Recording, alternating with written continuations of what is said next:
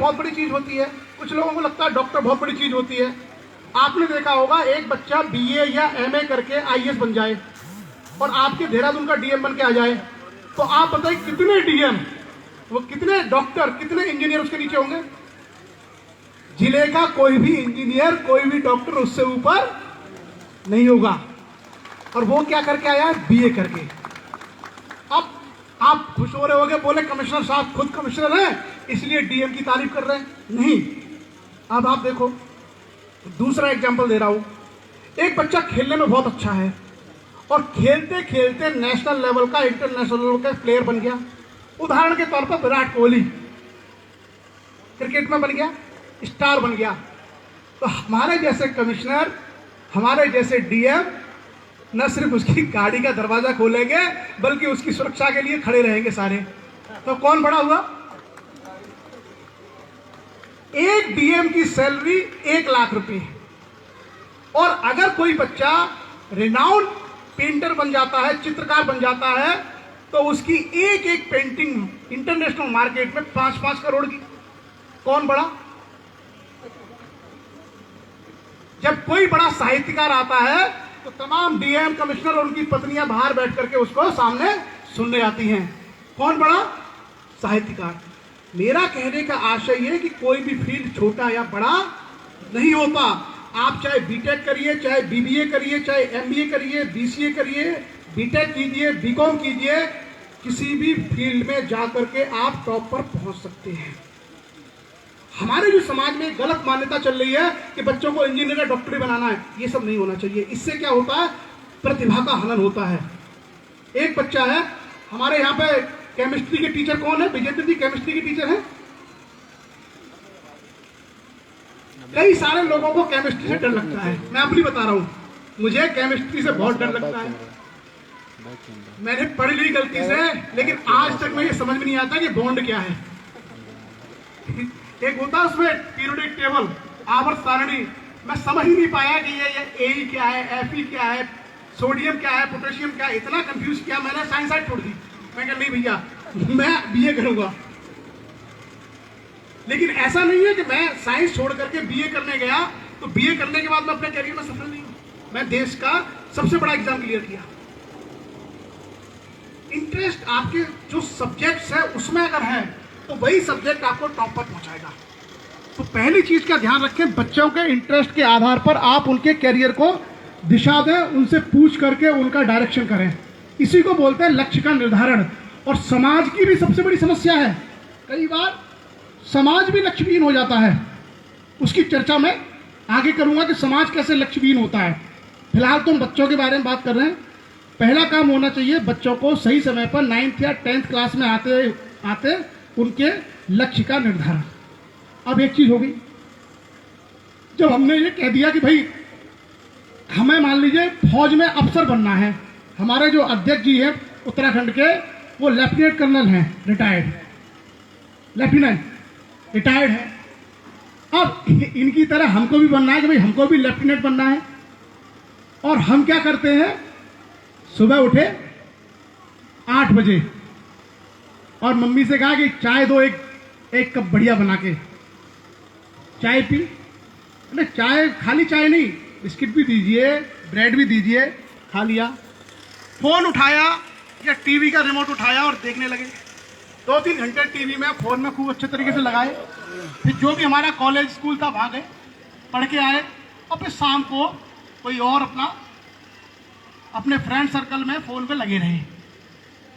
क्या इस और तरीके से हम एनडीए सीडीएस के जो एग्जाम्स हैं जिसके जरिए लोग सेलेक्ट होते हैं आर्मी ऑफिसर के लिए निकाल सकते हैं? नहीं, क्योंकि पहले तो आपको सिलेबस पढ़ना पड़ेगा, दूसरा फिजिकल करना पड़ेगा। तो आपको सुबह 8 बजे उठ के चाय नहीं पीनी है, आपको 4 बजे उठ के भागना। और उसके बाद फ्रूट्स हैं, जूस हैं, जो भी आपके पास अच्छी चीजें हैं खाने के लिए, वो आपको खानी है। तो केवल लक्ष्य का निर्धारण करना ही पर्याप्त नहीं है कि भाई मैं तो आकाश में उड़ूंगा। केवल आकाश में उड़ने के लिए आप तोते नहीं हो, चिड़िया नहीं हो, बाज नहीं हो कि उड़ जाओगे। आपको पायलट की एग्जाम क्लियर करनी पड़ेगी। जब पायलट बन जाओगे तो पायलट बनने के बाद हवाई जहाज उड़ाओगे, तब जाके आकाश में उड़ोगे। तो केवल लक्ष्य का निर्धारण पर्याप्त नहीं है, उस लक्ष्य को पाने के लिए संपूर्ण समर्पण, डेडिकेशन, हार्डवर्क, मेहनत बहुत जरूरी है। और ये दोनों चीजें तब ज्यादा अच्छे तरीके से होती है जब बच्चे के साथ साथ पेरेंट्स भी मेहनत करें। कई बार क्या होता है, ग्रोइंग एज में 17 साल का 18 साल का बच्चा है, उसका मन करता है अलग अलग चीज करने का, खेलने का। अगर पेरेंट्स का विजिल है, अगर माँ बाप अच्छे तरीके से बच्चे को गाइड करते हैं, देखते हैं, तो बहुत आसान हो जाएगा कि वो बच्चा अपने ट्रैक पर चलता रहे। कई बार क्या होता है, पेरेंट्स अपनी जिम्मेदारियों को उतनी गंभीरता से नहीं लेते, इसके कारण बहुत सारे बच्चे शुरू में एकदम जील दिखाते हैं कि ये बनना है और 1, 2, 3 साल बाद वो छोड़ देते हैं। तो यहाँ पर क्योंकि अभिभावक ज़्यादा हैं, इसलिए मेरी आप सब लोगों से ये रिक्वेस्ट है कि बच्चों को उनके कैरियर के मुकाम तक पहुँचाने के लिए आप अपनी जिम्मेदारियों का निर्वहन उतनी ईमानदारी, उतनी ही श्रद्धा, उतने ही समर्पण से कीजिए जितना बच्चा करता है। अब आपके सामने बेसिकली ये क्वेश्चन आएगा कि साहब करें क्या, बनना क्या है। मैं आपको बेसिक बता रहा हूँ, स्पेसिफिक अगर आपको पूछना होगा तो मैं अलग से गाइड करूंगा, मुझे फोन कर लेना, कोई भी बच्चा या उसके पेरेंट्स। जनरल क्या होता है, हम 3 जगह अपना कैरियर तलाशते हैं। मैंने कहा ना शुरू में ही कि पढ़ाई करके कोई भी मजदूर नहीं बनना चाहता, पढ़ाई करके कोई भी शराबी नहीं बनना चाहता, पढ़ाई करके कोई भी बेरोजगार रहना नहीं चाहता, पढ़ाई करके हम कुछ ना कुछ बनना चाहते हैं। अब ये कुछ ना कुछ क्या है, 3 तरह के कैरियर ऑप्शन होंगे बच्चों के सामने मोटे तौर पर। एक ऑप्शन होगा जिस राज्य में आप रहते हैं, आप रहते हैं उत्तराखंड। उत्तराखंड राज्य की बहुत सारी नौकरियां हैं, जैसे उत्तराखंड पीसीएस, अगर उसमें आप पास होते हैं तो आप एसडीएम बन सकते हैं, डीएसपी बन सकते हैं, शिक्षा अधिकारी बन सकते हैं, तमाम इस तरह की पोस्ट उसके जरिए होती हैं। उत्तराखंड सरकार के तमाम विभाग हैं, जैसे बिजली विभाग है, सिंचाई विभाग है, उसमें बहुत सारी वैकेंसी क्लरिकल ग्रेड से लेकर के ऑफिसर ग्रेड तक होती हैं। उसके एग्जाम को पास करके आप उत्तराखंड सरकार में अपना कैरियर बना सकते हैं किसी भी पोस्ट पर जो आपको तैयारी करनी है। जैसे मान लीजिए उत्तराखंड पुलिस में आपको जाना है एसआई के लिए, तो वैकेंसी निकलेगी, आप तैयारी करेंगे, फिजिकल देंगे और आप एसआई बन सकते हैं। एक आपका कैरियर ऑप्शन ये है। दूसरा जो कैरियर आपके सामने होगा वो होगा भारत सरकार, यानी भारत के प्रत्येक नागरिक को भारत सरकार की जो वैकेंसीज होती है वहां पर अप्लाई करने का अधिकार है, प्रत्येक बच्चे को। जैसे आप आईएएस दे सकते हैं, आप रेलवे के जो एग्जाम्स हैं, भारतीय रेलवे, रेलवे किसका ऑर्गेनाइजेशन है, उत्तराखंड का नहीं है, किसका है, भारत सरकार का, इसलिए रेलवे पे क्या लिखा होता है, भारतीय रेलवे। उसी तरीके से बैंक, जैसे आप स्टेट बैंक में जाएंगे तो स्टेट बैंक का पूरा नाम क्या है, स्टेट बैंक ऑफ इंडिया, क्या है, इंडिया। जहां भी इंडिया आएगा मतलब वो किसका है, भारत सरकार का। तो बैंक है, रेलवे है, पोस्टल है, आईएएस है, एनडीए है, सीडीएस है, आर्मी है, एयरफोर्स है, नेवी है, ये सब कौन रन करता है देश में, गवर्नमेंट ऑफ इंडिया, भारत सरकार। तो उसमें जो वैकेंसी निकलती है उसमें भी हमारे बच्चे जाकर अपना कैरियर बना सकते हैं। उसका एक पर्टिकुलर एग्जाम है, उसका एक सिलेबस है, उसकी एक तैयारी है। अगर स्पेसिफिक किसी की करनी हो तो वो हम आपको बता देंगे। मैं केवल चीजों को जनरल आपको बता दे रहा हूं। जैसे बच्ची वो बैठी हुई है, उसको आईएएस करना है, तो इसको आईएएस के लिए कौन सी बुक चाहिए, कहां से कोचिंग करनी है, कौन से नोट्स चाहिए, कितना पढ़ना है, कैसे लिखना है, ये हम उसको बता देंगे। स्पेसिफिक अगर आपको चाहिए तो उसकी जानकारी हम आपको अलग से दे देंगे। फिलहाल मैं आपको कैरियर ऑप्शन बता रहा हूँ कि हमारे कैरियर कहाँ कहाँ बन सकते हैं। एक उत्तराखंड सरकार में, दूसरा भारत सरकार में। जाने को तो हम उत्तर प्रदेश सरकार में भी जा सकते हैं, लेकिन वहाँ आबादी पहले इतनी है, वहाँ जाना थोड़ा मुश्किल है। मध्य प्रदेश में भी जा सकते हैं, जाने के लिए तो हम कर्नाटक और तमिलनाडु में भी जा सकते हैं, लेकिन वहाँ की लैंग्वेज नहीं आती, तो वहाँ काम थोड़ा कठिन है। तो इससे अच्छा है कि यहाँ पर जो कैरियर ऑप्शन है इसकी तरफ हम सोचें। तीसरा जो ऑप्शन है आपके सामने वो है प्राइवेट सेक्टर। ये बहुत बड़ा सेक्टर है, मतलब उत्तराखंड सरकार और भारत सरकार के बाद जो कुछ बचता है वो सब इसमें आता है। इसमें आप प्राइवेट सेक्टर में किसी मल्टीनेशनल कंपनी में एचआर बन सकते हैं, इंजीनियर बन सकते हैं, मैनेजर बन सकते हैं। आप किसी मैन्युफैक्चरिंग यूनिट में जा सकते हैं प्राइवेट में, आप art, cinema, movie, sports, culture, इस सब में भी अपना कैरियर बना सकते हैं। यानी बहुत बड़ा स्कोप है। और आपको शायद हैरानी होगी, इंडिया के अंदर 90% से ज़्यादा जो नौकरियां हैं या जॉब्स हैं कहाँ निकलते हैं? प्राइवेट सेक्टर में। 90% से ज़्यादा वैकेंसीज प्राइवेट सेक्टर में आती है, केवल 10% से कम वैकेंसी गवर्नमेंट सेक्टर में है। तो कभी ये मत सोचना कि हमें सरकारी नौकरी मिली जाएगी। और नौकरी का देखिए एक जो बड़ा उद्देश्य है, नौकरी का एक बड़ा उद्देश्य हम कहते हैं कि सेवा करनी है। इसलिए नौकरी को क्या कहा गया है? सर्विस। क्या कहते हैं? सर्विस। लेकिन नौकरी का उद्देश्य केवल सेवा करना नहीं होता है। नौकरी का एक बड़ा उद्देश्य जो लोग कहते नहीं है, लेकिन हिडन उद्देश्य क्या होता है कि हमको तनख्वाह मिलेगी, सैलरी मिलेगी। और जब कोई आपसे कहे कि आपको सैलरी मिलेगी तो आप क्या चाहेंगे? सैलरी ज्यादा से ज्यादा हो।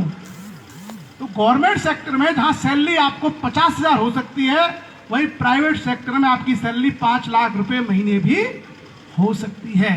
इसका मतलब है कि प्राइवेट सेक्टर कोई छोटा मोटा या कोई बहुत इंफीरियर लेवल की चीज नहीं है, वहां भी हम बड़े से बड़े लेवल पर जा सकते हैं। तो इन 3 जगहों पर जाकर हम कैरियर बनाएंगे, उत्तराखंड गवर्नमेंट की जॉब्स में, भारत सरकार की जॉब्स में, और बाकी बचा हुआ private sector, art, cinema, movie, painting, sports, ये जो सारी चीजें हैं। अब एक जो चीज हमारे सामने आती है कि भाई अधिकांश लोगों के मन में ये सवाल रहता है कि बच्चे को गवर्नमेंट जॉब मिले। मैक्सिमम लोग पहले ये सोचते हैं कि गवर्नमेंट जॉब मिले, और हम यहाँ पर बेसिकली आपके कैरियर काउंसलिंग के लिए आए हैं, बच्चों को गाइड करने के लिए।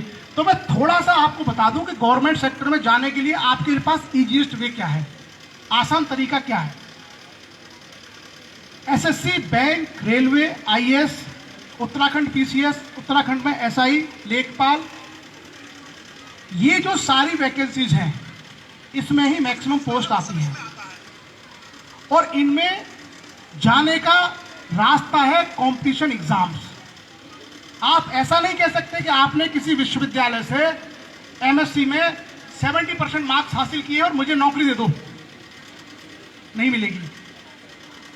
अगर आपको लगता है कि आप बीटेक में यूनिवर्सिटी टॉप करते हैं और आप जाकर के बोलोगे भाई मैंने बीटेक में ये यूनिवर्सिटी या ये इंस्टीट्यूट टॉप किया है और मुझे सीधे आईएएस बना दो, कोई बनाएगा?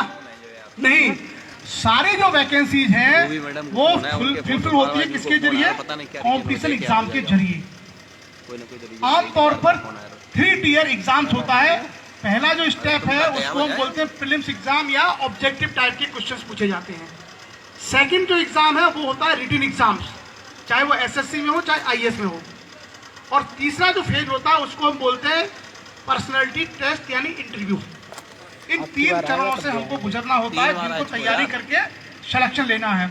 फिर मैं कह रहा हूं कि समय बहुत लगेगा और हमारे पास टाइम कम है, खाने की खुशबू आ रही है, कई लोगों का ध्यान उधर होगा, हालांकि बताएंगे नहीं, टाइम भी तो हो गया है।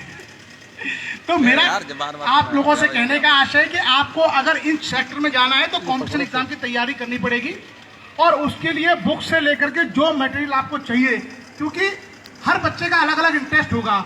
मेरा आप सब लोगों से रिक्वेस्ट ये है कि आप हमारी जो यहाँ लक्ष्य की टीम है, जैसे विजेंद्र जी हैं हरिद्वार से, हमारे अशोक जी हैं यहाँ से, इन लोगों को किसी भी पदाधिकारी को आप ये कह देना कि मेरे बेटे ने बीबीए किया है 2nd ईयर, इसको तैयारी करनी है एसएससी की, कहाँ से कोचिंग ले, उसको हमारा नंबर दे देना बस। तो उस बच्चे से बात करके हो सकता है हम बेहतर गाइड कर पाएँ, उसका इंटेंशन जान पाएँ, उस बच्चे की रुचियाँ क्या है वो जान पाएँ, तो उससे आसान हो जाएगा। अब मैं पेरेंट्स को बोलूँ कि नहीं आप आईएएस की किताबें लिखना शुरू कर दो, तो यहाँ तो लिख लोगे मेरे कहने पे कि भाई कमिश्नर साहब लिखवा रहे लिख लो, घर पे जाके कहोगे हमें क्या जरूरत है ना। तो बेस्ट किसके लिए है? जो स्टूडेंट होगा। उसके साथ ही बेसिकली काउंसलिंग स्टूडेंट की होती है हमेशा, जो किसी फील्ड में जाना चाहता है। फिर भी अगर आपको कभी भी रिक्वायरमेंट हो तो we will provide our numbers, आप कांटेक्ट कर सकते हैं। और अगर मान लीजिए किसी समय हम फ्री नहीं है, अगर हम रिस्पॉन्ड नहीं करते हैं तो मैसेज छोड़ दीजिए, आई एश्योर कि we will revert back you surely. जिस समय हमें टाइम मिलेगा हम आपको कॉल बैक करेंगे या मैसेज पे बताएंगे कि ये सारी चीज़ें आप करिए।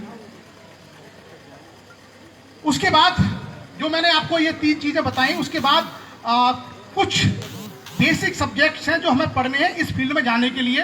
SSC, bank, railway, IAS, postal department, SI, लेखपाल, इनकी परीक्षाओं में जाने के लिए। और कभी कभी क्या होता है कि जब गांव में रहते हैं, ये छोटे शहरों में रहते हैं, तो इसकी भी जानकारी नहीं होती है। मैं हमेशा बच्चों को गाइड करता हूं एक्सपीरियंस के आधार पर, जो चीजें हमने फेस की हैं। एलिमेंट्री मैथमेटिक्स जो हम 9th और 10th में पढ़ते हैं, वर्बल और non verbal reasoning, general knowledge जिसे हम सब आम बोलचाल में जीके कहते हैं, ये तीनों चीजें लगभग हर कॉम्पिटिशन एग्जाम में आती हैं। एलिमेंट्री मैथ, अगर आप बैंक का एग्जाम देंगे तो मैथमेटिक्स होगा, आईएएस का एग्जाम देंगे तो मैथमेटिक्स होगा, एसएससी का एग्जाम देंगे तो मैथमेटिक्स होगा।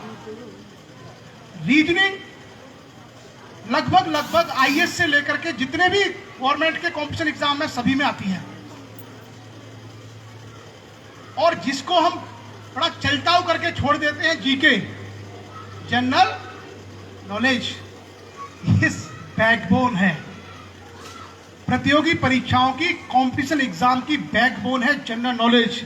आपको केमिस्ट्री कितनी आती है फर्क नहीं पड़ता, आपको इंजीनियरिंग का सब्जेक्ट कितना आता है फर्क नहीं पड़ता, लेकिन अगर आपको जीके नहीं आती तो आप आईएएस नहीं बन सकते। सबसे बड़ा पोर्शन है कंपटीशन एग्जाम में जनरल नॉलेज का। अब देखो समस्या क्या है, हमारे सामने समस्या ये होती है कि कभी भी 9th, 10th, 11th, 12th, BA, MA, किसी भी क्लास में जीके नहीं पढ़ाई जाती। कभी आपने जीके का पेपर दिया है? नहीं। हमारे पास बीए में हिस्ट्री थी, पॉलिटिकल साइंस थी, इकोनॉमिक्स थी, हमारे पास बीएससी में फिजिक्स थी, केमिस्ट्री थी, मैथ था, हमारे पास बीकॉम में कॉमर्स थी और बाकी अकाउंटेंसी थी। कभी आपने दिया है? 9th में देख लेना, 9th में कोई जीके सब्जेक्ट नहीं होगा, 10th में कोई जीके सब्जेक्ट नहीं है, इंटर में 11th, 12th में कोई जीके सब्जेक्ट नहीं है, BSc, MSc, BTech, BBA, MCA, MBA, किसी में कहीं भी जनरल नॉलेज का सब्जेक्ट नहीं है। और जैसे ही कहा कि नौकरी चाहिए, बेटा जीके पास करो, ये क्या बवाल है? मतलब नौकरी चाहिए तो जीके दो, और नौकरी मतलब पढ़ाओगे कुछ और, तब आपको गुस्सा आता होगा, सोचते होगे कि यार ये तो पढ़ाया नहीं और इसी का पेपर लेते हो।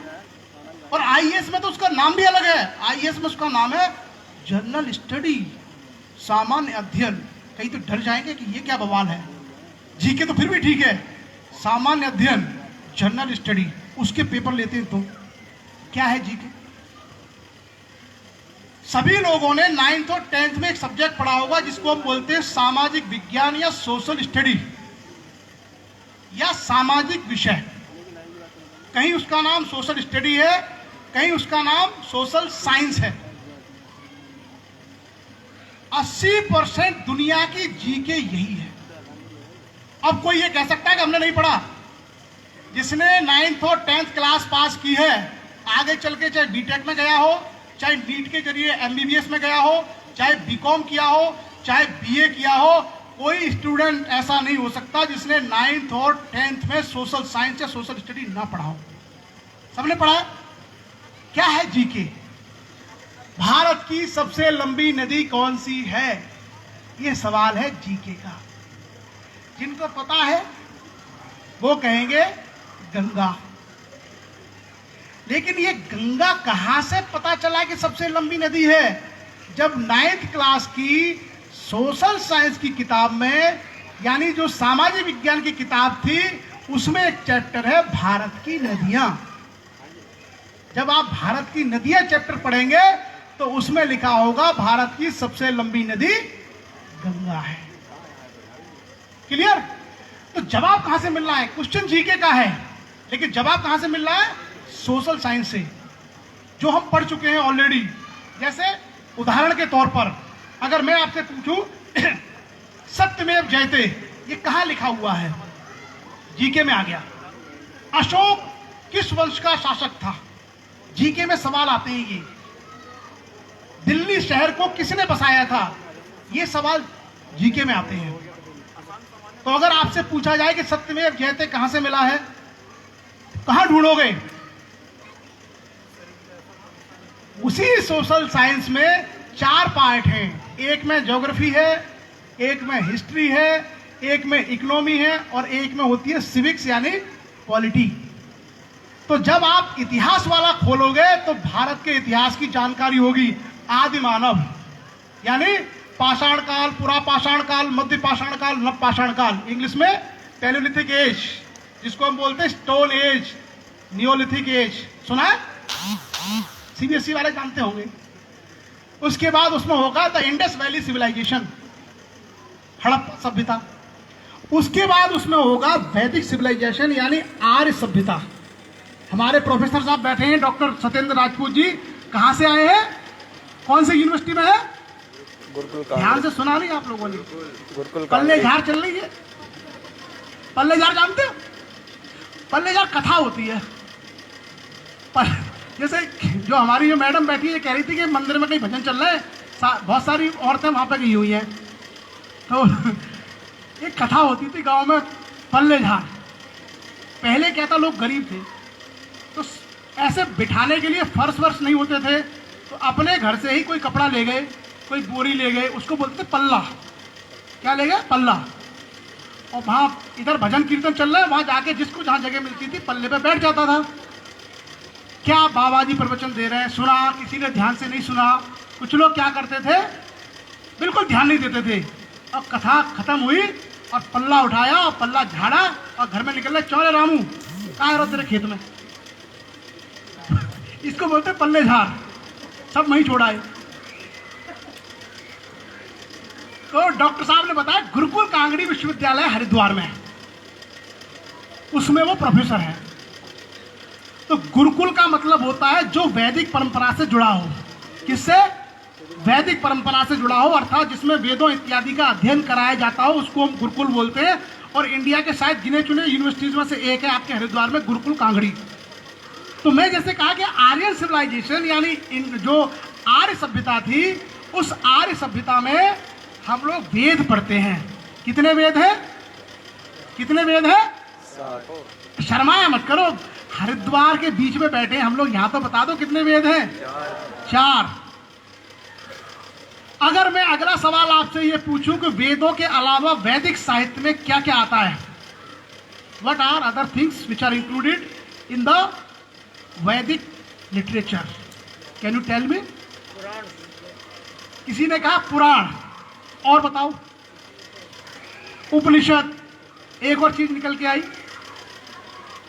क्या चीज? हाँ आप बता दो, क्या सुना आपने?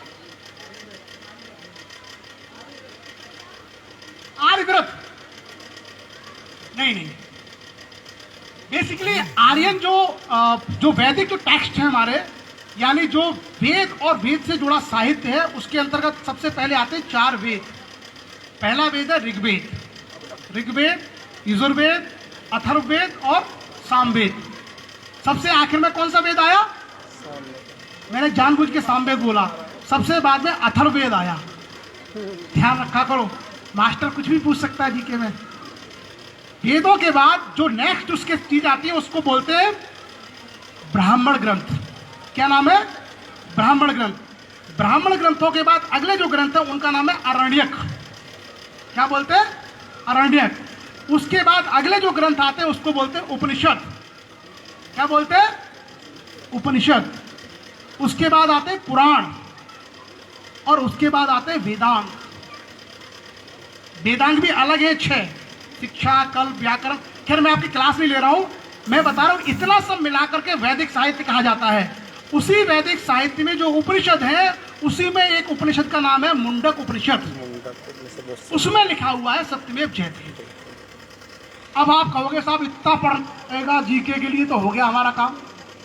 इतना नहीं पढ़ना, आपकी वही जो 9th और 10th की सोशल साइंस की किताब थी, उसी में हिस्ट्री वाले पोर्शन में वैदिक सभ्यता वाले चैप्टर में लिखा हुआ है। एनसीईआरटी में पढ़ लेना आप लोग, वही मिल जाएगा। क्लियर?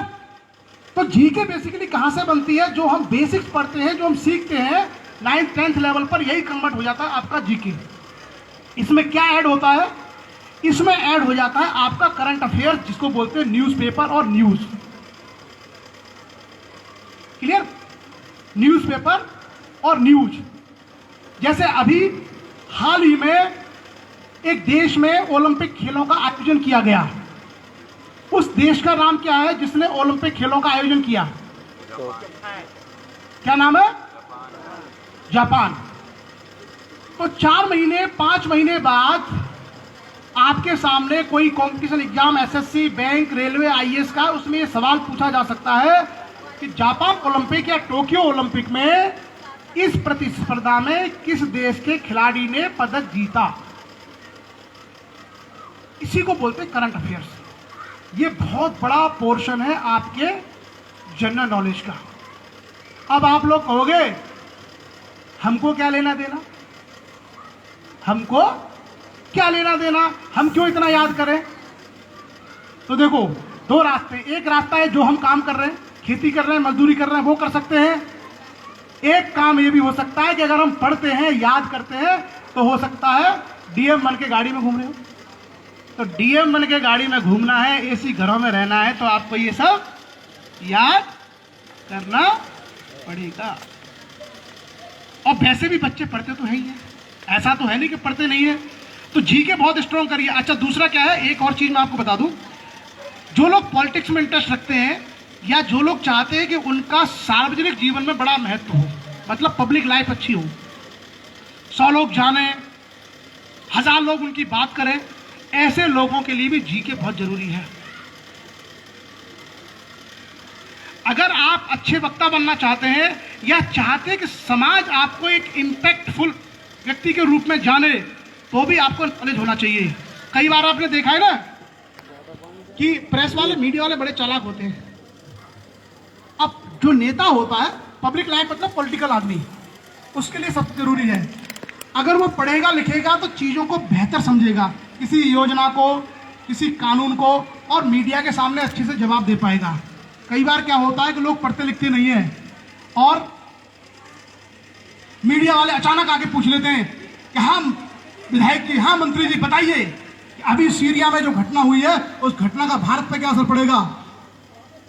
नहीं पड़ा होगा तो क्या कहेगा, हाँ भाई हमने देखा बिहार में पहले भी बाढ़ आती रही है, इस बार भी बाढ़ आई है, सीरिया में काफी दिक्कत है, सरकार इंतजाम करेगी पानी को निकालने का।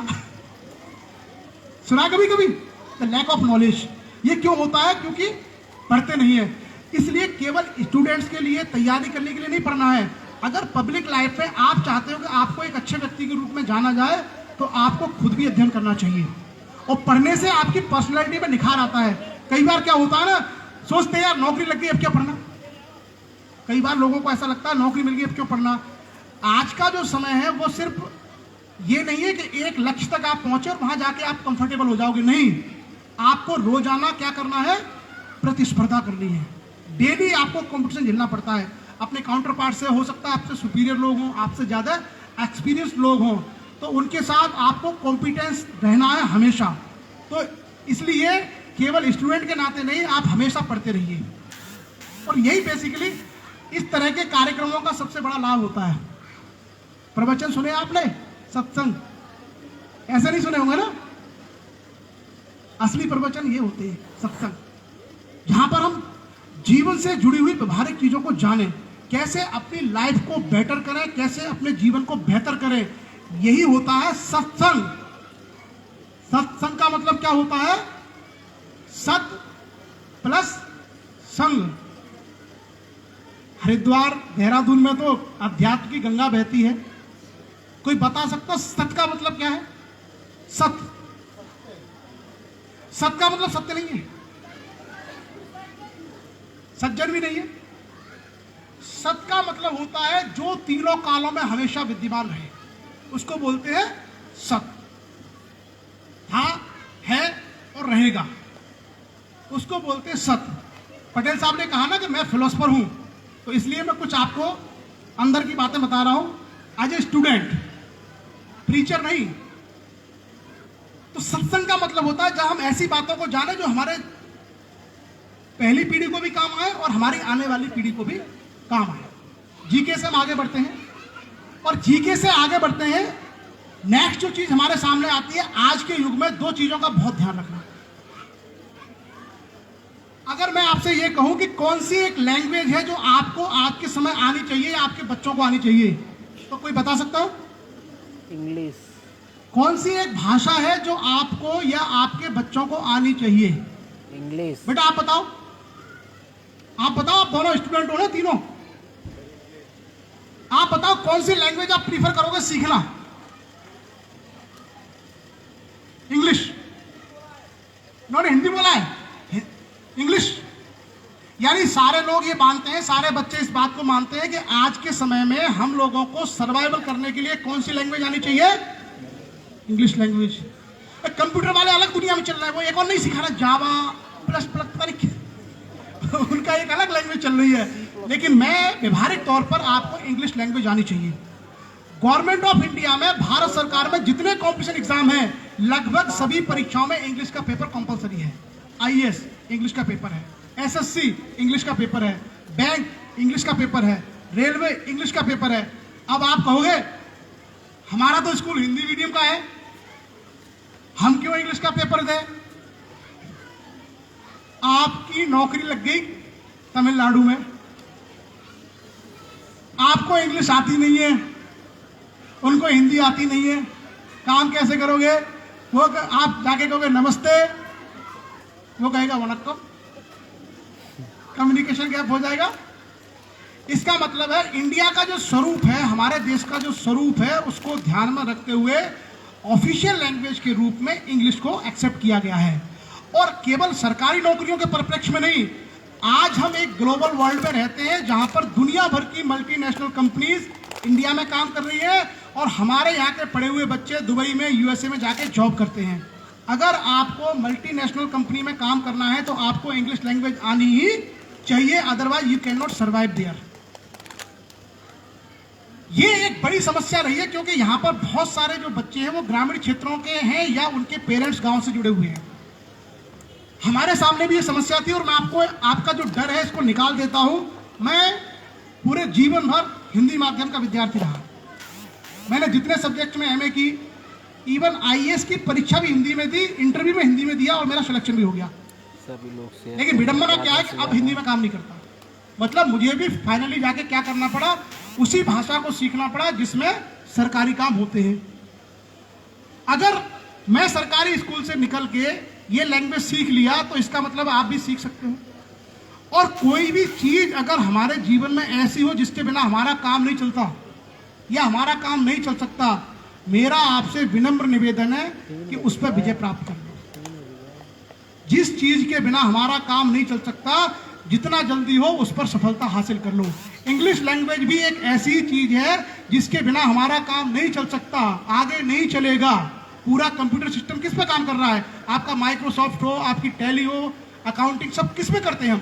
उसी लैंग्वेज में। तो जितना जल्दी है उसको सीख लो। और कोई बहुत मतलब मेरा तो ये कहना है कि संस्कृत वगैरह सीखना बहुत कठिन है। आज तक मैं उत्तम पुरुष, मध्यम पुरुष नहीं सीख पाया। आज तक संस्कृत में 12वीं क्लास तक संस्कृत अनिवार्य होती है। मैं कैसे पास हुआ हूं मैं यहाँ नहीं बताऊंगा, हो गया बस। लेकिन इंग्लिश लैंग्वेज में धड़ाधड़ काम करते हैं। इंग्लिश बहुत इजी लैंग्वेज है और उसका माहौल भी है। मूवीज देख सकते हो, न्यूज देख सकते हो, तमाम चीजें आपके पास हैं। मैं सिंपल सा फॉर्मूला आपको दे रहा हूं कि बेसिक ग्रामर के रूल्स आप सीख लीजिए और 15 से 20 नए वर्ड पर डे याद करिए, जिसको हम बोलते हैं वोकैबुलरी मजबूत करना या शब्दार्थ, वर्ड मीनिंग। इतना कर लीजिए, 3-4 साल में, 2 साल में बहुत अच्छी इंग्लिश हो जाती है और सब लोग काम करना सीख जाते हैं। और वैसे भी बताऊं मैं, चाहे किसी भी गांव से हो, आजकल हम इंग्लिश, आजकल हिंदी तो बोलते नहीं है। सभी लोगों ने एक नई लैंग्वेज डेवलप कर ली है जिसको बोलते हैं इंग्लिश। क्या बोलते हैं? इंग्लिश। जैसे आपका कोई फ्रेंड है गांव का ही, सोहन। सोहन आपको व्हाट्सएप पर लिख के भेजता है, हेलो मोहन क्या हाल है? सोहन रिप्लाई करता है फाइन। ये नहीं कहता मैं ठीक हूं, वो कहता फाइन। मतलब हम लोग यूज कर रहे हैं। तो उसका क्या है, कलेवर थोड़ा सा और बढ़ाना है। बहुत आसानी से ये चीज सीख सकते हैं। एक और जो चीज है आज के समय में वो आपको सबको आनी चाहिए, that is the knowledge of technology, the use of computer. बहुत जरूरी है। आप बैंक में जाइए, रेलवे स्टेशन पर टिकट बुक कराने जाइए, कहीं भी जाएंगे, हर ऑफिस में, हर बाबू के सामने, हर अफसर के सामने कंप्यूटर रखा है। यानी हर आदमी सरकारी महकमे से लेकर के प्राइवेट कंपनी में किस पे काम कर रहा है? कंप्यूटर पे। और हमने कहा पढ़ाई लिखाई करने का उद्देश्य हमारा एक ही है कि हमारा करियर बने, तो हम आगे चल के कोई ना कोई नौकरी कुछ ना कुछ करेंगे। ऐसे में हमारे लिए जरूरी हो जाता है कि हम आज की आवश्यकताओं के अनुरूप अपने आप को स्किल्ड बनाएं, और उस स्किल का सबसे बड़ा जरिया है the knowledge and application of computer. सभी लोग अपने बच्चों को कम से कम 6 महीने का, हो सके तो 1 साल का बेसिक कंप्यूटर कोर्स जरूर कराइए। हमें बड़ी तकलीफ हुई थी, मैं आपको बताऊं, मैंने एमए कर ली, टीचर बन गया मैं, 5 साल तक प्राइमरी में मास्टर रहा मैं, वही छोटा बड़ा पढ़ाता था बच्चों को। जब सिलेक्शन हो गया इधर, वहां पे ट्रेनिंग में गए, ट्रेनिंग में हमारे कमरे में कंप्यूटर रखा था एक जी, बहुत बड़ी चीज है, मूवी देखेंगे इस पर। तो एक वो रहता है ना भाई, इंटरनेट आपको फ्री मिल जाए, कंप्यूटर आपके रूम में मिल जाए, जो आपने कभी यूज नहीं करा, तो आपके मन में आएगा मूवी देखेंगे, है ना। अब ट्रेनिंग शुरू हुई, ट्रेनिंग में क्या करते, सुबह से लेकर शाम तक बैलों की तरह हमारा हाका जाता, 8 घंटे ट्रेनिंग कराते, और शाम को असाइनमेंट देते। जो बीटेक कर रहे होंगे वो जानते होंगे अच्छे तरीके से असाइनमेंट क्या होता है। असाइनमेंट पकड़ा दिया कि ये सारा आपको करके लाना है। टाइप ऐसे करते KLM,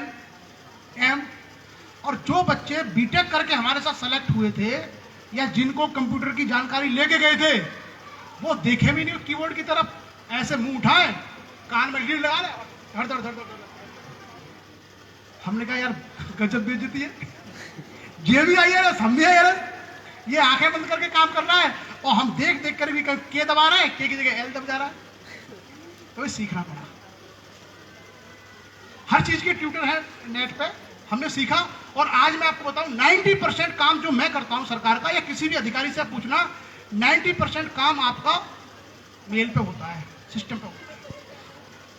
इवन जो फाइल मूवमेंट है, या आपको किसी सुपीरियर अथॉरिटी को भेजना है फैक्स के जरिए या मेल के जरिए, सारी की सारी चीजें कंप्यूटर बेस्ड है।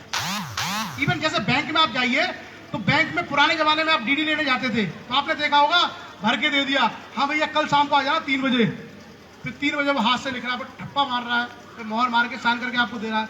अभी आप जाते हो, क्या करते हो, फटाफट से आपसे लिया फॉर्म, उसने टाइप किया, साइन करके दे दिया, तुरंत एफिशिएंसी आती है। और आज की जो आवश्यकता है उसके लिए जरूरी है, तो कंप्यूटर नॉलेज जरूर कराइए। 5 तो ये बेसिक चीजें हैं जो आपको हमेशा आनी चाहिए, मैथमेटिक्स, रीजनिंग, जीके, इंग्लिश और कंप्यूटर।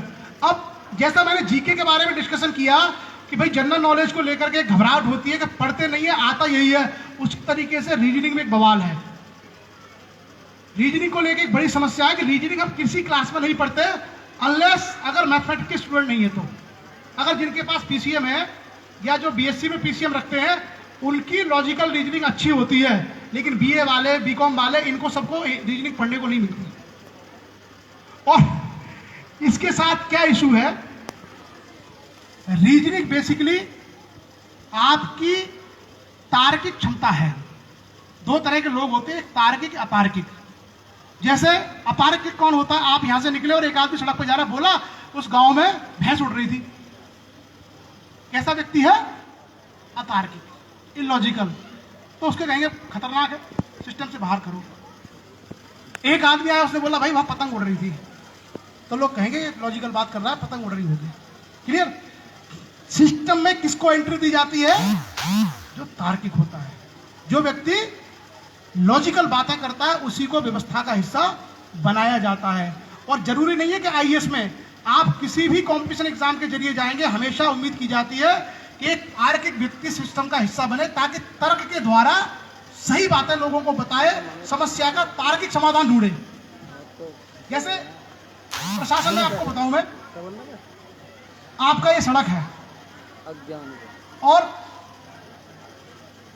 इस सड़क पे जल भराव होता है कहीं, तो जल भराव के लिए एक पुलिया बनानी है निकालने के लिए, पानी के लिए। अगर तार्किक आदमी होगा तो उसकी पूरी मेजरमेंट करेगा कि कितनी गहराई पर बननी चाहिए, तब ताकि पानी का फ्लो बना रहे। अगर किसी ने दिमाग नहीं लगाया, तर्क का यूज नहीं किया, हो सकता है सड़क यहां पर पुलिया बना दी 1 फीट ऊपर, तो पानी पुलिया के अंदर तक भी नहीं जाएगा। कई बार आपने देखा ऐसा, प्रैक्टिकल भी आपने देखा होगा, नए शहरों में जब कंस्ट्रक्शन चलते हैं तो कई बार ऐसे नाले बन जाते हैं कि सड़क नीचे रह जाती है और नाला 1 साल तक ऊपर रहता है, और गलती से अगर सड़क का टेंडर पास नहीं हुआ तो वो नाला क्या है, चलती फिरती नहर रहती है। ऐसा आपने देखा होगा। तर्क की बहुत आवश्यकता होती है। अब सवाल ये उठता है कि भाई ये तर्क जो है, रीजनिंग हमसे क्यों पूछी जाती है और इसका क्या यूज है। ये हमारे पुराने जो बुजुर्ग है ना, उनकी परेशानी है। हमारे जो बड़े बूढ़े लोग थे, इधर तो ठंड काफी पड़ती है दादाजी, ठंडा एरिया है ना, हाँ, हिमालय लगा हुआ है आपसे, तो ठंड में एक परंपरा होती है अलाव जलाने की। आप क्या क्या बोलते हैं उसको? चारों तरफ लकड़ी जला के बैठ जाते हैं शाम को गांव में।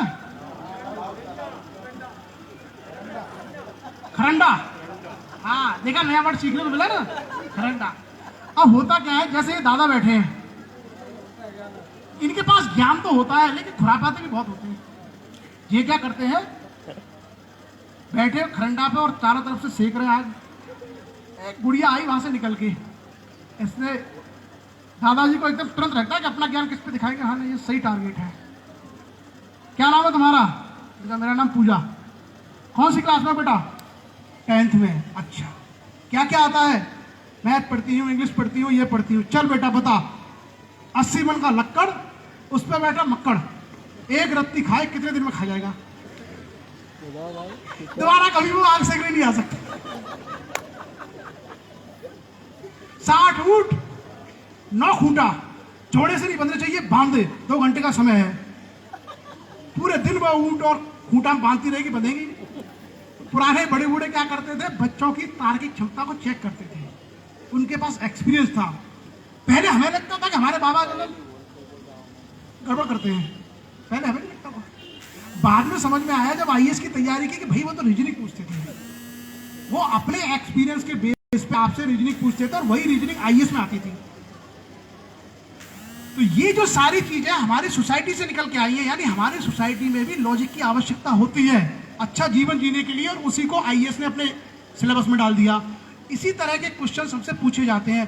बेसिकली मैथमेटिक्स का जो लॉजिकल वर्जन है, दैट आप इसको पढ़ते रहिए, ये बहुत काम आती है आगे चल के। और कई बार ये होता है कि हम उस मुकाम पर पढ़ते हैं जब हम सब कुछ भूल चुके होते हैं। तो ये आप लोगों के लिए 4-5 चीजें बेसिक गाइडेंस के लिए, और 2-3 काम आप और कर लीजिए। पढ़ना और पढ़ने के साथ उसको याद करना, ये हमारा आमतौर पर पढ़ने का ट्रेंड होता है। पढ़ना और पढ़ने के साथ उसको याद करना। उसमें तीसरी चीज ऐड कर लीजिए कि जो भी आप पढ़ते हैं, जो भी आप याद करते हैं, उसको लिखिए जरूर, उसको लिखिए जरूर। ये क्या होता है कि जब बड़ा कॉम्पिटिशन एग्जाम आता है तो बहुत सारी चीजें भूलते हैं। बड़े कॉम्पिटिशन एग्जाम में हम बहुत सारी चीजें भूल जाते हैं। पेपर जैसे हाथ में आता है, कई सारे लोगों के तो कमरे में घुसते ही तोते उड़ जाते हैं। स्वाभाविक है, इंसान का दिमाग है, कंप्यूटर नहीं है जैसा फीडेड है, कई चीजें भूल जाते हैं, सबके साथ ही होता है। उस भूलने को कम करने के लिए कैसे लंबे समय तक वो हमारी मेमोरी में रहे, उसका बेस्ट तरीका है राइटिंग। जितना ज्यादा आप लिखोगे उतना ही ज्यादा आपको याद रहेगा। जितना ज्यादा लिखोगे, कोई भी सब्जेक्ट हो, अगर कभी आपको कोई सब्जेक्ट याद नहीं रहता है तो मैं आपको एक गुरु मंत्र दे रहा हूं, सिर्फ 15 दिन ये प्रैक्टिस कर लीजिए, उसके क्वेश्चन को लिखना शुरू कर दीजिए। कोई भी टॉपिक आपको याद नहीं होता, रोज लिखिए। 15 दिन के अंदर आपका दिमाग ऑटोमेटिक ऐसा हो जाएगा कि वो सारी चीजें आपको याद रहेगी। मैं प्रैक्टिकल एग्जांपल देता हूं बड़ा अच्छा सा, आपको उससे समझ में आ जाएगा कि इसका क्या इंपैक्ट होता है पढ़ाई में। हम लोग अपने गांव से, ये कौन सा गांव बताया था आपने? कुड़कावाला। अच्छा, मैं आपको एक चीज बता दूं, जैसे यहाँ पर मैंने देखा राय वाला, डोई वाला, कुड़का वाला, ऐसे वाला बहुत है ना। मुझे समझ में नहीं आया वाला क्या होता है।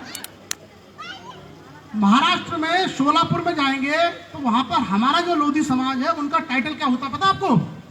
तोता वाला, मैना वाला, उनके टाइटल होते हैं। तोता वाला, मैना वाला, बम्बे वाला, ऐसे टाइटल है उनके, यही वाला वाला। तो मुझे लग रहा कि ऐसा तो नहीं है कोई सिमिलरिटी हो, फिर समझ में आया कि उनका प्रोफेशन अलग है और यहाँ पर ये वाला का मतलब कुछ और है। वाला वाला का अर्थ क्या है?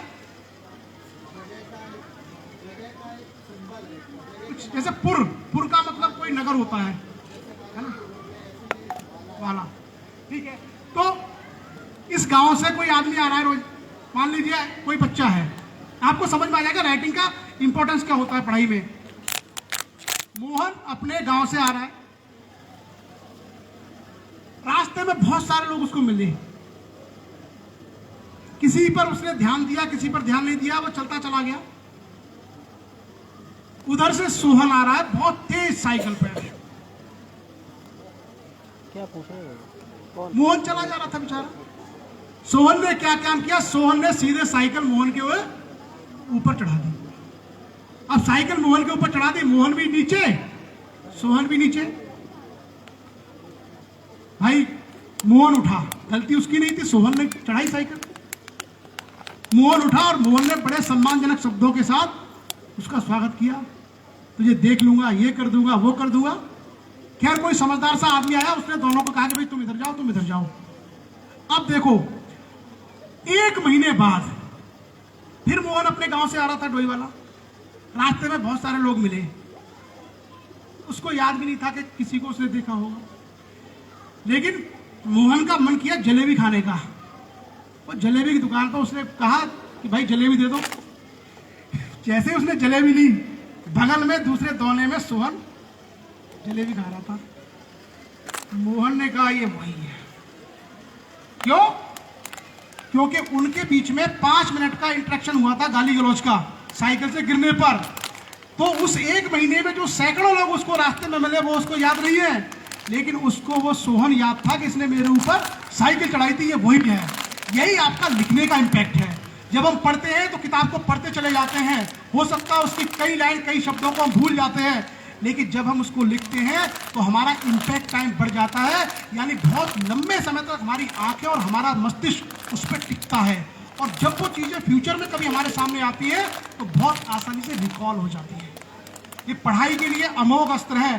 खास करके जिन लोगों को बड़े कॉम्पिटिशन एग्जाम देने हैं, वो इस बात का ध्यान रखें कि वो लोग राइटिंग को अपनी पढ़ाई का अनिवार्य हिस्सा बनाएं।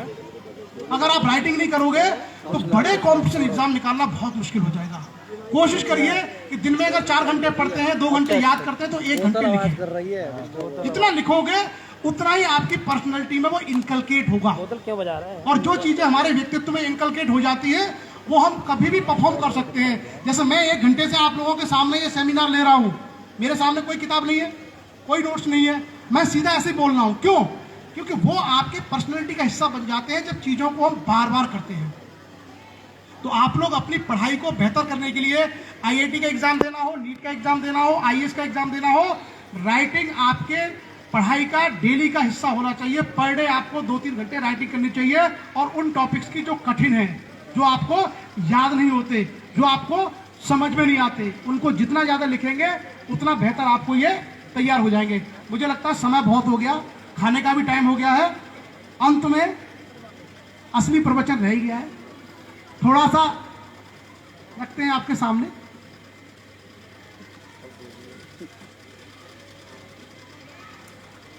हमारे समाज के अंदर एक बड़ी समस्या जो मैंने ऑब्जर्व की है वो ये है, यहाँ मुझे बताएगा कि 15 से 20 गांव हैं इस एरिया में। किसी भी गांव के अंदर अगर आप जाएंगे तो अधिकांश पेरेंट्स का एक सवाल ये रहता है कि साहब हम अपने बच्चे को नहीं पढ़ा पा रहे, हमारे पास पैसा नहीं है, हमारे पास संसाधन नहीं है, हमारे पास सुविधा नहीं है। ऐसा ज्यादातर गार्जियंस कहते हैं गांव में। यानी उनका ये मानना है कि उनके पास बच्चों को पढ़ाने के लिए पैसे नहीं है। और गांव में हर दूसरे आदमी की समस्या है। आप जिससे भी पूछेंगे, केवल जो गवर्नमेंट में टीचर वगैरह होगा उसको अगर छोड़ दें, खेती बाड़ी करने वाले को, दुकान चलाने वाले, हर आदमी की समस्या वो ये रोना लेके बैठ जाता है कि साहब बच्चे को पढ़ाने के पैसे नहीं है। यही बोलते हैं। और होता भी यही है कि अधिकांश लोग अपने बच्चों को हाई स्कूल या इंटर के बाद या ज्यादा ग्रेजुएशन कराने के बाद पढ़ाई से अलग कर देते हैं। अधिकांश लोग। क्या सच में ऐसा है कि लोगों के पास पैसा नहीं है? गांव के अंदर बहुत पैसा है, शहर के अंदर बहुत पैसा है। कम से कम इतना पैसा जरूर है कि लोग अपने बच्चों को बेहतर शिक्षा दे सकते हैं। मैं आपको पैसा निकाल के बताऊं जादू से कि कितना पैसा है। बच्चे को आईएएस की तैयारी करवानी है, दिल्ली में 1.5 लाख रुपए की कोचिंग है, हम नहीं करवा सकते। आईआईटी की तैयारी करानी है, 1.5 लाख 2 लाख की कोचिंग है, हम नहीं भेज सकते। देहरादून में जाके क्लास करवानी है, 50,000 रुपये फीस है, हम नहीं भेज सकते। हर आदमी यही कहता है। अब आप गांव के पैसे का हिसाब लगाओ, कितना पैसा है लोगों पे। यहां का मुझे उत्तराखंड का कल्चर नहीं पता। यूपी में जो हमने असेसमेंट किया था, क्योंकि आप में से बहुत सारे लोग मूल रूप से उत्तर प्रदेश के रहने वाले भी हैं, हर गांव के अंदर 40 से लेकर के 70% तक लोग शराब पीते हैं। जो यह महिलाएं बैठी हुई है, आप बिल्कुल सत्य बोल सकते हो, आज आपको जानकारी है। बताओ कितने % पुरुष शराब पीते हैं, बता दो। पर आपके पति का नाम पूछ रहा हूं मैं, सिर्फ परसेंटेज बता दो। कितने % पुरुष आपको लगता है शराब पीते हैं? कितना? इन्होंने कहा 90%। चलो हम इनकी बातों को 90, मैं पैसे निकाल रहा हूं, जो लोग कहते हैं पैसे नहीं है, अभी देखा जादू होगा आपके सामने। 90% की जगह मैंने कहा केवल 50% लोग दारू पीते हैं, ठीक है। अब एक गांव की कितनी बड़ी आबादी है गांव की? ये जो गांव बगल में राय कौन सा वाला, हुड़का वाला, इसकी आबादी कितनी है? 2000 की आबादी है। 2000 की आबादी में 1000 पुरुष 1000 महिलाएं। 1000 पुरुष हमारे सामने, 1000 पुरुष में हमने कहा 300 बच्चे हैं, ठीक है। 700 पुरुष बचे, 100 ऐसे हैं दादाजी टाइप के जो कभी भी जा सकते हैं। 600 लोग बचे। अब 600 पुरुष में से इन्होंने कहा कि 90% दारू पीते हैं। मैंने कहा 90% नहीं, 50% पीते हैं। 300 लोग दारू पीते हैं। उत्तर प्रदेश में एक क्वार्टर की कीमत 80 रुपए है, उत्तराखंड में भी संभवतः इसी के आसपास होगी। कितना है? 150 है। अच्छा, ये थोड़ा महंगा है। 150 रुपए का एक क्वार्टर है, और एक गांव के अंदर 300 आदमी दारू पीते हैं। जिनके पास 12th में मैथमेटिक्स है, या जो बच्चे बीटेक कर रहे हैं, कैलकुलेट करके बताओ एक महीने का कितना हुआ, एक दिन का बताओ कितना हुआ। 300 × 150, 300 × 150 कैलकुलेट करो कितना हो गया एक दिन का दारू का खर्चा। 45,000। कितना हुआ? 45,000। 45,000 रुपए की दारू कितने दिन में पीते हैं? एक दिन में। वही कि मोहन एक काम को 5 दिन में करता है, सोहन के आने के बाद वो काम 3 दिन में करता है, तो दोनों मिलके उस काम को कितने दिन में करेंगे? अगर एक दिन में एक गांव 45,000, गलत तो नहीं बता रहे हो? सही है सर, सही है। अगर एक दिन में 45,000 रुपए की दारू पीते हो, तो एक महीने में कितने की पियोगे? 30 × 45,000 कितना? 30,50,000। हमने इंसानियत के नाम पे इसमें से 3.5 लाख रुपए हटा दिए। हमने कहा 10 लाख रुपए महीने की हो गई। एक गांव एक महीने में 10 लाख रुपए की दारू पीता है, एक साल में कितने की पिएगा? 12 लाख। 12 लाख नहीं सर, ज्यादा होगा। नहीं, 1 करोड़ 20 लाख। हम बड़े भले लोग हैं, हमने 20 लाख और हटा दिए। एक गांव एक साल के अंदर 1 करोड़ रुपए की दारू पीता है। किसी भी गांव में 50 बच्चे ऐसे नहीं होंगे जो 1 लाख रुपए साल की कोचिंग करना चाहते हैं। यानी 1 करोड़ की तो हम दारू पी गए मिनिमम, है तो ज्यादा है। और हम कह रहे पैसे नहीं है, बच्चों की पढ़ाई के लिए पैसे नहीं है, फीस के लिए पैसे नहीं है।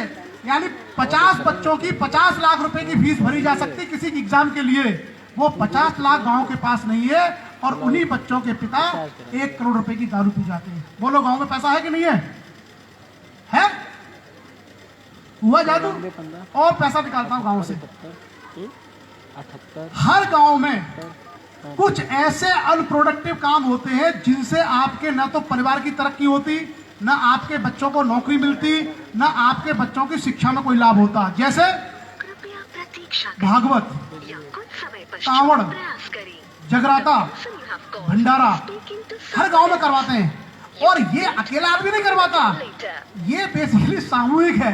यानी किसी ने बोला हमारे गांव भागवत होगी, फटाफट से चंदा हुआ 5 लाख रुपए का होगी।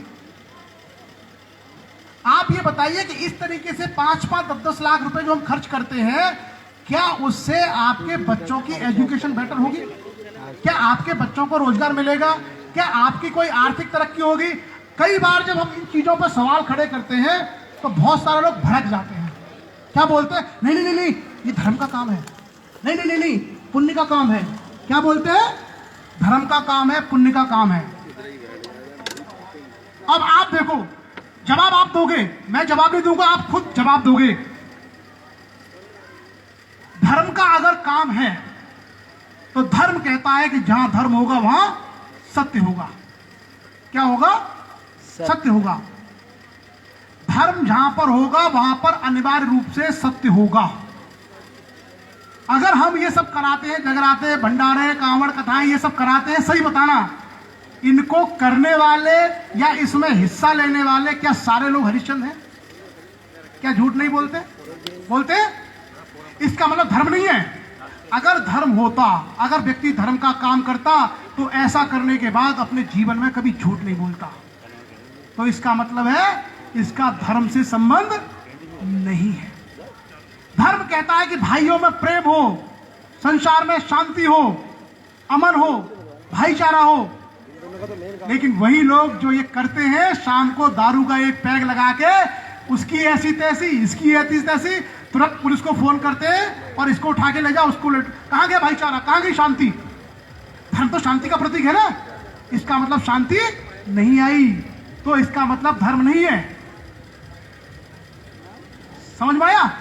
अब आप लोगों को लग रहा होगा कि ये सर ने कौन सा बवाल दे दिया हमको। हम तो रोजाना राधे राधे ये करके सोच रहे थे कि भगवान का भजन कर रहे हैं, यहां पर मामला ही कुछ और है। देखिए, एक बात याद रखना, ये कोई नहीं आपसे कहेगा, जहां पर भी आपकी मेहनत का पैसा,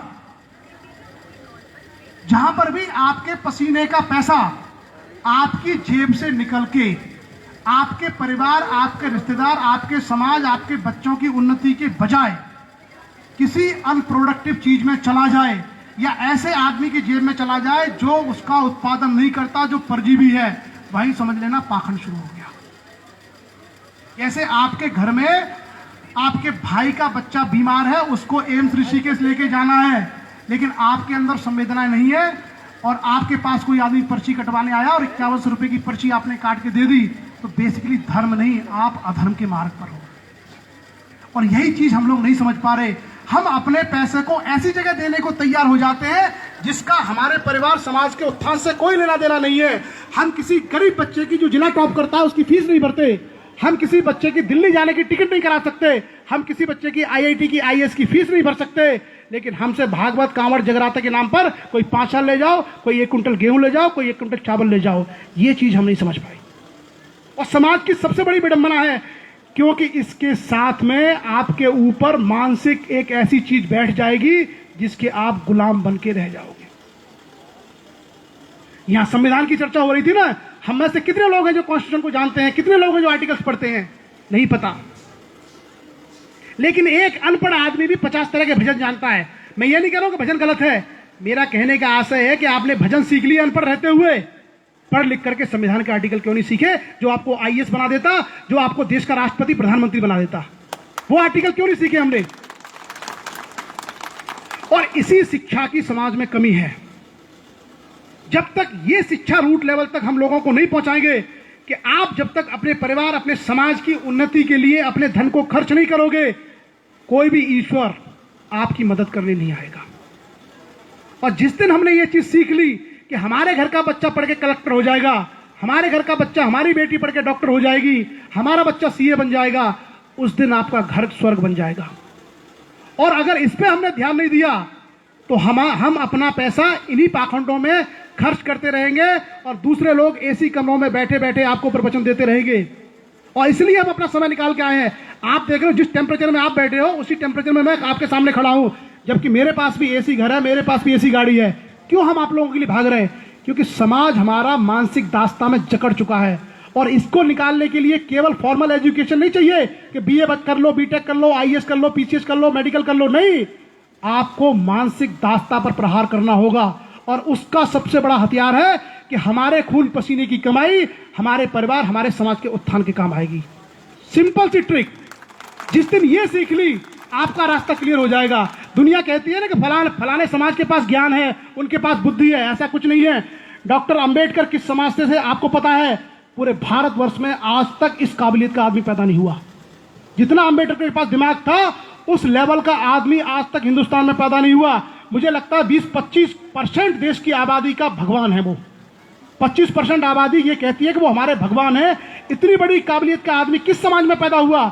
इसलिए आप लोग ये भूल जाइए कि हम अगर लोधी खेती करते हैं तो हम आगे नहीं जा सकते या हमारे अंदर काबिलियत नहीं है। हम किसी गांव में पैदा हुए हो, हमारी चाहे कितनी भी गरीबी हो, लेकिन हम अपने पुरुषार्थ, अपने परिश्रम के दम पर वो सारे मुकाम हासिल कर सकते हैं जो हमें करने चाहिए। लेकिन उसके लिए जो रास्ता है वो यही है कि आपके समाज को पीछे करने वाली चीजों को आपको चैलेंज करना पड़ेगा। और मैंने आपसे कहा ना कि कई बार लोग इसको दिल पे ले जाते हैं कि साहब ये धर्म से पुण्य से जुड़ा हुआ काम है। अगर धर्म से पुण्य से जुड़ा हुआ काम है और दुनिया कहती है, मैं आपके ईश्वर के बारे में एक सवाल करके अपनी बात खत्म करूंगा, और वो सवाल